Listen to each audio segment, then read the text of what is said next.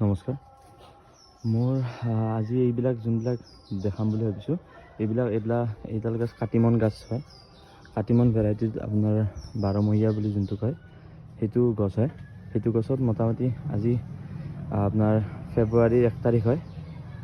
Already ইহঁতৰ তাতে এনেকৈ বল অহা ষ্টাৰ্ট হৈ গৈছে। মোৰ অসমত বাহিৰতকৈ কেলকাতাতকৈ দেৰিকৈ হয় বল ষ্টাৰ্ট।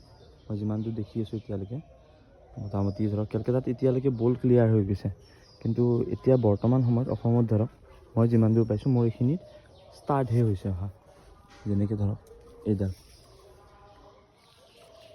ষ্টাৰ্ট হৈছে অলৰেডি। গোটেই গছডালতে অলপ অলপকৈ আহি আছে। ধৰক ইটো চাইডৰ পৰা এনেকৈ এইটো অংশত আহি আছে। এইডাল মোৰ মোটামুটি আপোনাৰ এইডাল দেখি আছে নহয়, মোটামুটি আপোনাৰ 8 ফুটমান হ'ব চাগে।